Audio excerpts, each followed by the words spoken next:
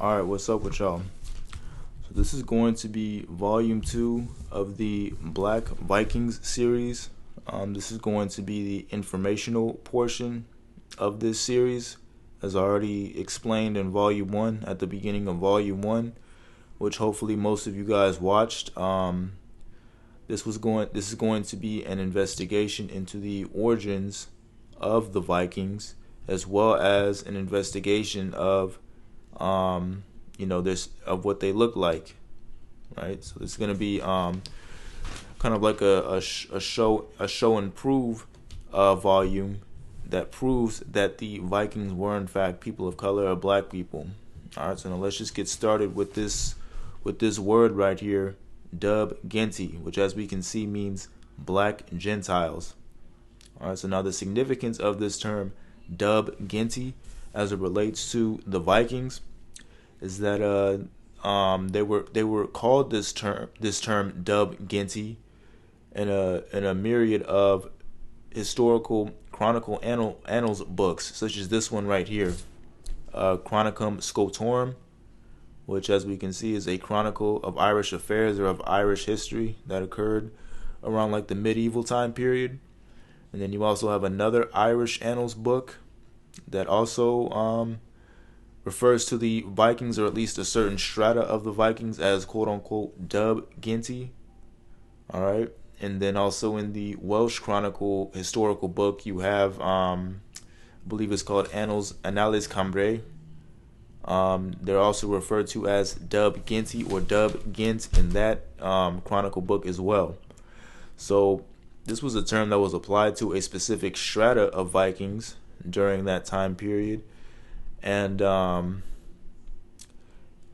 a lot of controversy and consternation over the true definition of this word, especially the word dub, because you have a lot of people that state, a lot of people on the internet, and even a lot of quote-unquote historians, relatively modern historians, who will state that the term dub is just in reference to hair color, or even some people have stated that it's in reference to eye color, right? But as we're about to see, that's not the case.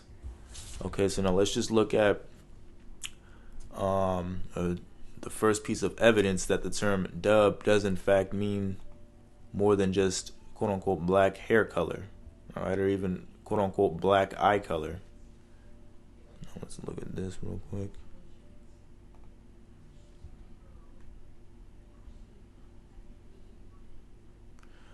All right, so now the word that we're going to be looking at here is Giola dub. You guys see that right there? Giola dub. Okay, so now just to give a brief background on the origins of the term dub, the term dub is an Irish word. It's a quote-unquote Irish or Gaelic word, and it has its roots, of course, in the Irish or Gaelic language. Okay.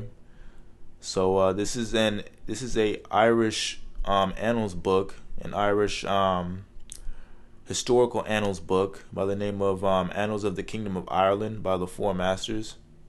All right, so of course, when we're trying to find the true and exact definition of the term dub, we have to go back to the original translation that this term dub, or the original language of the original translation of the original language that the term dub comes from.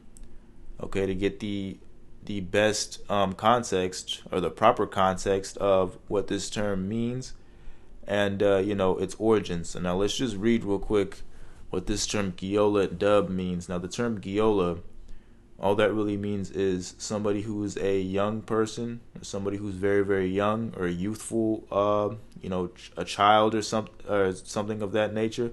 So we don't have to focus on the word Giola too much. So now let's just look at how this book defines what the term dub means. So pay attention.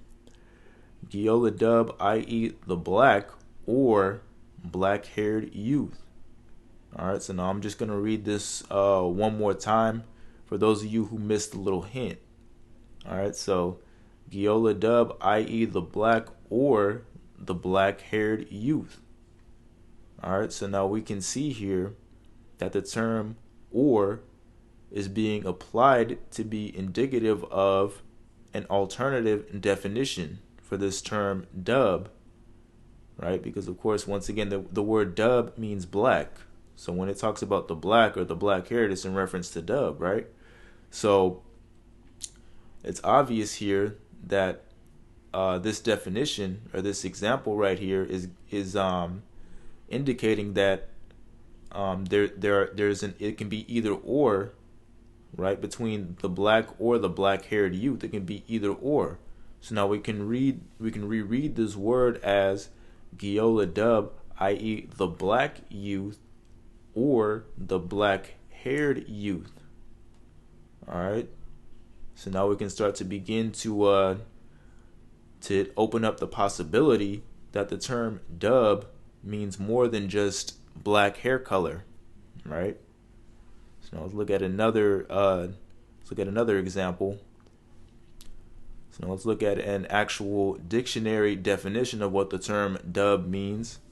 All right, so as we can see here, dub Irish. Once again, dub is an Irish word or a Gaelic word. So let's just read origin and history. From Old Irish dub, from Proto-Celtic dubis, black, from Proto-Indo-European dweb, black. All right. So now let's just look at the adjectives. So an adjective or an descriptive word. So somebody who's described as or has that word dub applied to them can be described as black or black haired. Okay, so once again, as we can see even here, the primary definition of the term dub is black, right? And then the secondary definition is black haired. Okay, so the term dub is in reference to more than just black hair, as we can see in this definition right here. All right, so now let's just look at one last piece of evidence that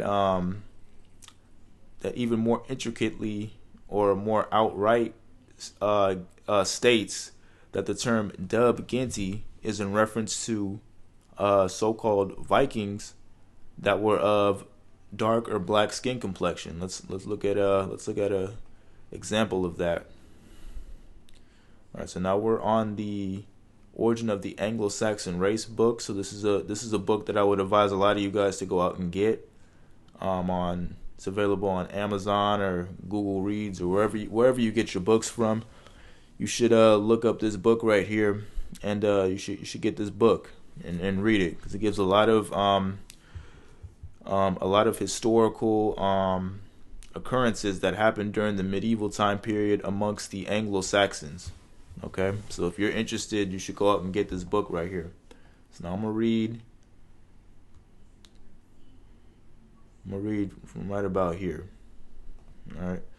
So the invasion of the coast of the British Isles by Vikings of a dark or black complexion rests on historical evidence which is too circumstantial to admit of doubt. In the Irish annals, the black Vikings are called Dubginty or black Gentiles. Okay, so this person here, I believe the author's name is Thomas William Shore. This author, Thomas William Shore, is stating that the term Dubginty or black Gentiles is associated with Vikings of a dark or a black skin complexion, right, or dark or black complexion. So, according to this man right here, who was an English historian, if I'm not mistaken. He was from England, and he wrote. Of course, he was very intrepid in the history of the Anglo-Saxons. So, according to him, when the Vikings that came over into England, when they invaded England and were called quote unquote Dubginty, that was meant to imply that they were in fact people of dark or Vikings of a dark or black complexion. All right. So now let's just look at. Now I want to look at a couple of historical figures in history that had that word dub associated with their name. One of them in particular has that word dub as the root or the origin of their name, right? But you know, let's just look at who that is for a second. All right, so now we're at the name Douglas, or the surname Douglas. Now, for those of you who are intrepid in history, or who know a little bit about history, you should kind of know who I'm getting at here. But for those of you who don't know, let me just give a brief little background on who first had this name Douglas applied to them. So the name Douglas is a name that was given to, or that was applied to, a Scottish noble family known as of course the Douglases. Okay, and they were a very significant family all throughout I'd say all throughout the 12th century into I'd say about the 14th to the 15th century in Scottish history. Okay, so they were a very, very important and significant family in Scottish history, and they participated in things like the Scottish Wars for Independence, which occurred in the 13th century, in like the late 13th century into the 14th century. So like the late 1200s into the early 1300s was the Scottish Wars for Independence, fought between the people of Scotland and the people of England. Now, just as an aside, the English at the time were ruled over by a man by the name of Edward the First. And Edward the First was, of course, the father of a man by the name of Edward the Second. And Edward the Second was the father of a man by the name of Edward the Third. Now, Edward the Third had a son by the name of Edward the Black Prince.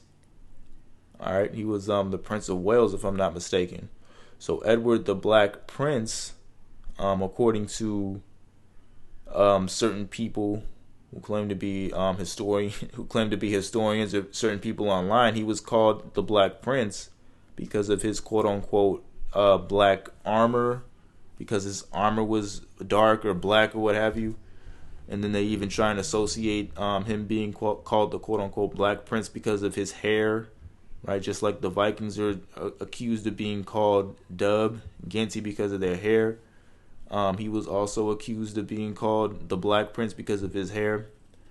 But when we look back at his lineage, all the way back to Edward the First, who, like I said, was the King of England at the time of the Scottish Wars for Independence, when you look up a description of Edward the First, he's described as being swarthy, right? He's described as being quote unquote swarthy. Now, the term swarthy is a word that just means dark or black. Okay, but you have once again, you have people who try and come out and state that the term swarthy means olive skinned, or somebody who's anywhere from like a tan colored brown skin to like the skin color of some of the people down there in the Middle East, is what a lot of people will try and allege the term swarthy is in reference to. But the term swarthy was a word that was applied in the medieval time period to primarily to people of black complexion, or so-called black complexion, what we would call black people today. So Edward the First was described as being swarthy. So it's obvious that if he was described as being swarthy, that his descendants, right, Edward the Second, Edward the Third, and Edward the Black Prince, they must have also have been quote unquote swarthy as well, or dark as well. So now we can start to understand better why Edward the Black Prince was called the Black Prince. Okay, but that's going to be another video for another day, when I do a video on the Plantagenets, because that's what they were known as. They were known as the Plantagenet dynasty. Okay, so but let's just get into what Ancestry.com defines the word Douglas as meaning, or where the term Douglas derives from. Alright, so Scottish habitational name from any of the various places called Douglas from their situation on a river, named with Gaelic dub, dark, black plus glass stream, a derivative of glass blue. Okay, so once again we see the word dub here for dark or black. Okay, and then it goes on to state that glass means stream. So as this word Douglas or Douglas is defined on Ancestry.com, they try and define it as meaning a dark or a black stream or a dark or a black river. But as we're going to see in a little bit here, the word Douglas, which of course evolved later on into Douglas, actually was a word that was meant to entail a black man or somebody who was a quote unquote black man. All right, but once again, we're going to see that in a little bit. Okay, so now I just want to go over a very significant historical figure that was was the most famous member of the quote unquote Douglas clan, a man by the name of James Douglas. Okay, so now let's just read a brief description of what James Douglas looked like. Okay, so let's start from right about here. Godscroft says that he was commonly called Good Sir James. This appears to have been his distinctive designation amongst his own countrymen. It appears from Blind Harry that in his time he was known by this name, and true to him was James the Good Douglas. By the English, to whom he was terrible, he seems to have been generally known as the Black Douglas. Okay, this name was given him from his complexion, for as Godscroft subjoins, he is said to have been of a black and a swart complexion. Okay, so once again, we see here that the term swart, which is just another word or another way of saying swarthy, is being used to describe James the Black Douglas, right? James the Black Douglas as being somebody who's of a black or dark, i.e. swarthy complexion, right? So just going into that name, the Black Douglas. So the name the Black Douglas wasn't just a name that was applied to James Douglas. It was also a name that was applied to the entire Douglas clan. Okay, so but you had one group of quote unquote Douglases who were called the Black Douglas, and then you had another subcomponent of that clan who were known as the Red Douglases. Okay, so now the Red Douglases are basically in reference to so-called, what we would call today, so-called light-skinned or brown-skinned people who are part of the Douglas clan. Okay, so think of somebody like a Steph Curry, right? Like Steph Curry has, of course, he's light-skinned, and he also has, particularly in his facial hair, he has a lot of red undertones in his facial hair. Okay, so he would be known as a quote unquote Red Douglas. If he was a part of that clan, he would be known as a Red Douglas. And then another example could be Malcolm X, right? Because Malcolm X was a lighter skinned black person, and he had he had red undertones in his hair, or his hair was really just outright red. So so those are two examples of what a quote unquote Red Douglas would have looked like. Okay, so you had the Black and the Red Douglases. And of course, James the Black Douglas was part of the Black Douglas clan, right? And as we can see here, as we just read, he was of a black or swart, i.e. dark complexion. All right, so now let's just look at another piece of evidence that James Douglas, or James the Black Douglas, was in fact a so-called black man.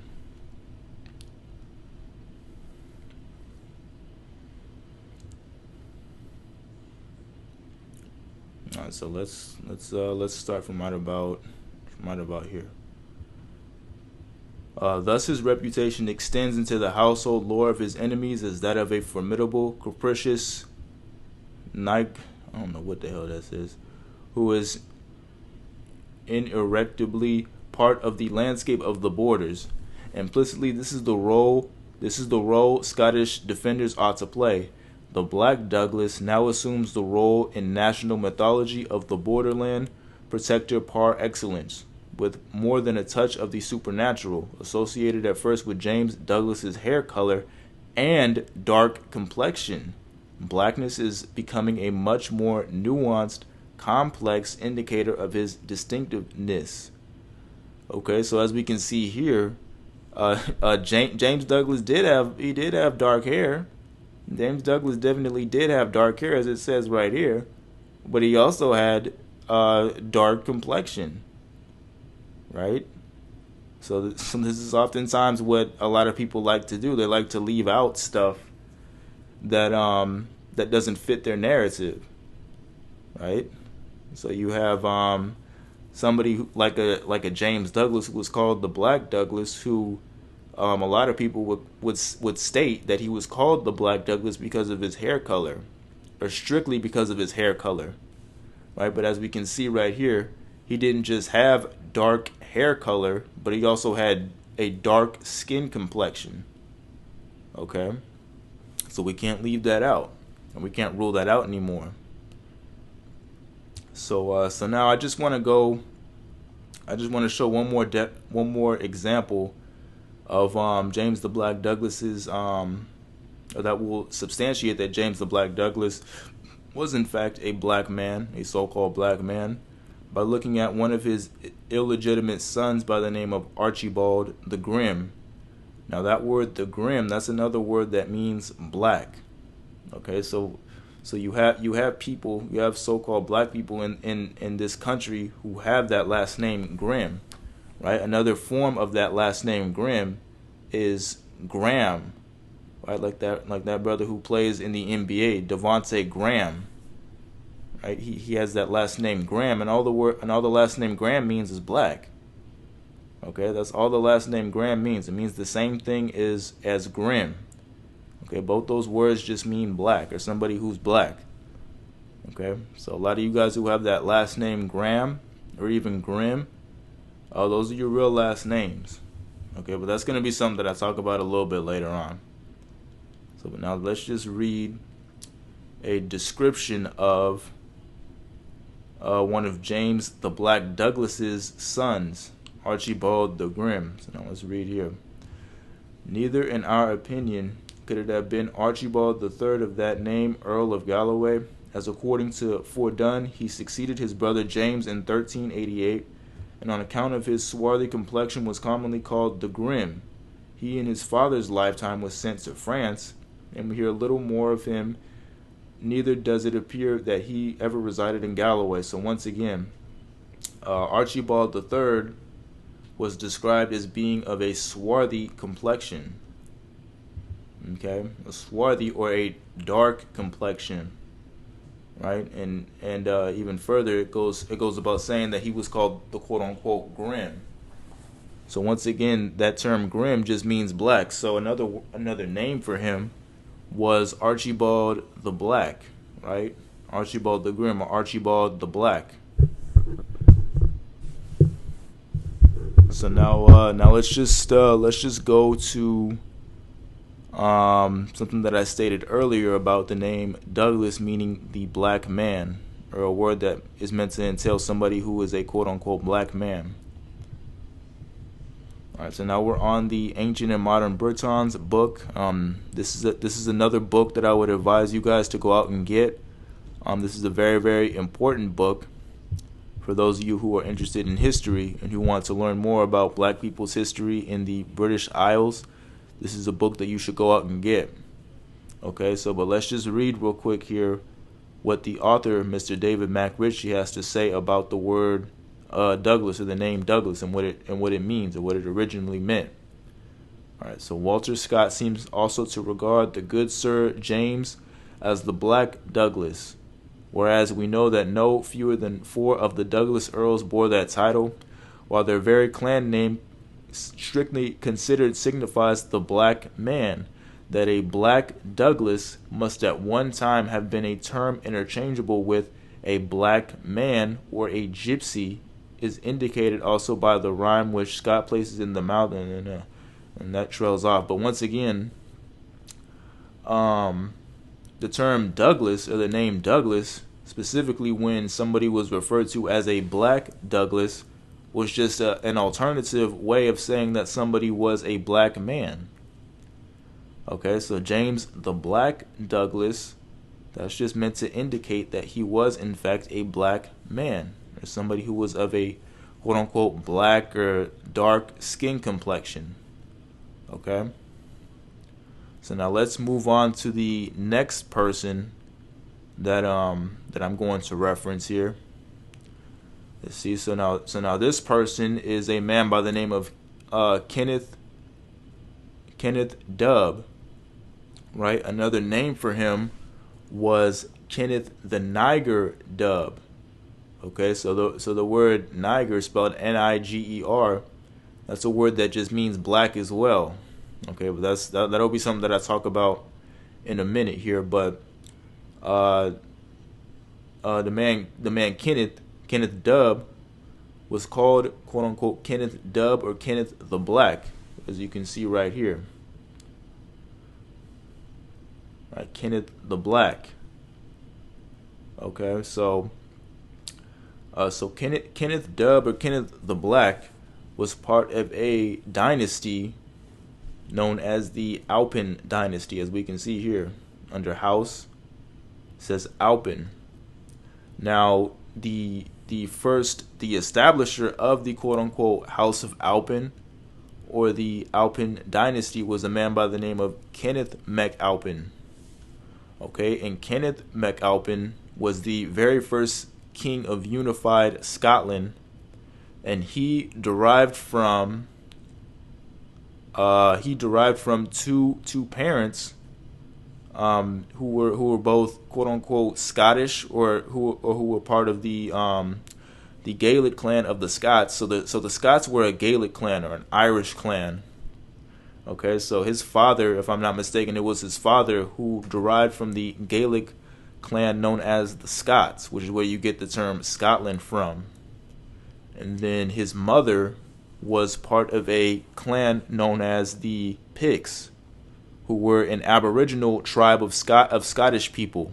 The Picts, along with the Caledonians, those were the first settlers of Scotland, or the first inhabitants of Scotland. Particularly northern Scotland. Okay, that's where the Picts mainly derived from, northern Scotland. Okay, but so his father was a Scot, and his mother was a quote unquote Pict, or an Aboriginal Scottish woman. Okay, so that gave him the right to inherit the throne of Scotland, of unified Scotland. Okay, so but let's look at a description of what the quote-unquote Scots and the Picts looked like, according to a 6th century Anglo-Saxon or English monk who chronicled a lot of the history of the Anglo-Saxons, or of England, during the 6th century. Okay, he's a man by the name of Gildas.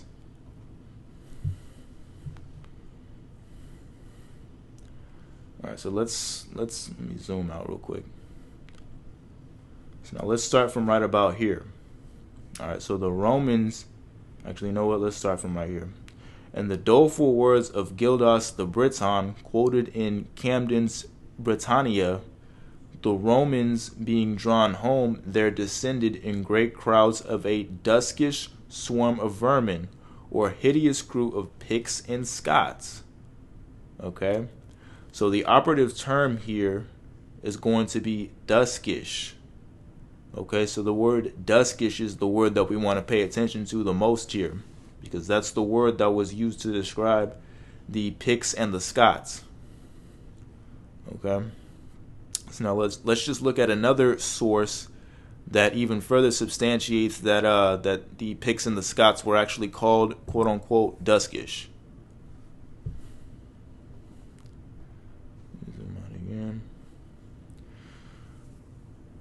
Alright, so let's start from right about here.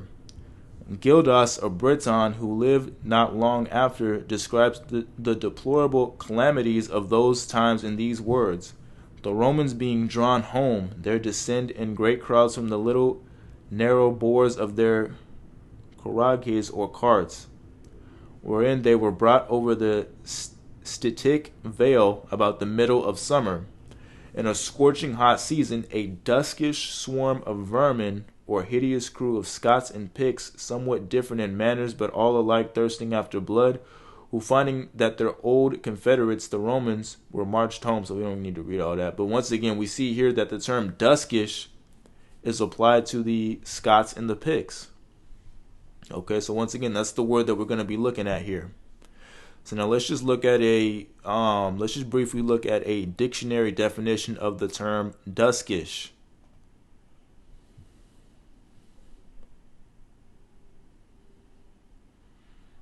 Okay, so we're on the Merriam-Webster dictionary. So as we can see here, duskish, definition of duskish, rather dark or black, partially obscured. Okay. So duskish means dark or black, according to the Merriam-Webster dictionary definition. So now let's look at another definition of duskish. Okay, so what does duskish mean? Rather dark or black, partially obscured. So it's the same definition as Merriam-Webster. Okay, so now let's look at this. What does dusky skin mean? Somewhat dark in color, specifically having dark skin, marked by slight or deficient light, shadowy, etc. So once again, the term dusky or duskish skinned means dark or black. All right.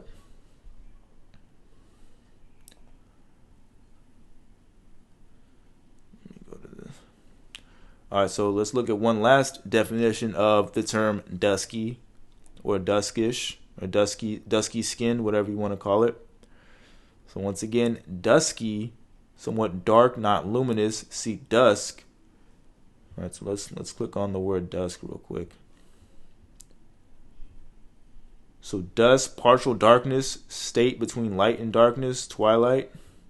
Obscure, not bright, tending to darkness, shadowy.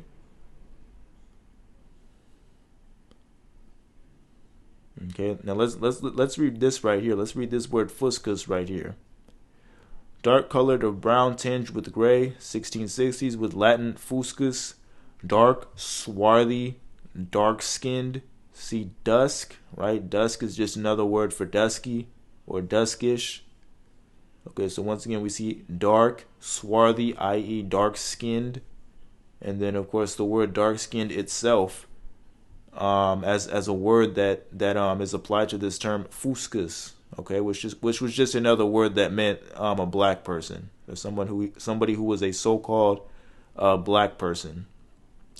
All right, so now we can see here that the Picts and the Scots, i.e. the people who Kenneth MacAlpin descended from, were in fact people of color, people who were of darker skin color, right? Black people. And the person who we were looking at, Kenneth Dub, or Kenneth the Black, obviously he was called Kenneth the Black because he must have had quote-unquote dark skin color or dark skin complexion, and he must have been a quote-unquote black person, right? Because once again, he descended from Kenneth MacAlpin, who himself was descended from the duskish swarm of vermin as described by Gildas, i.e. the Scots and the Picts, who were described as being dusky skinned, which, as we've already been able to state, or we've already been able to substantiate, means somebody of a dark or a black skin complexion, or a swarthy skin complexion.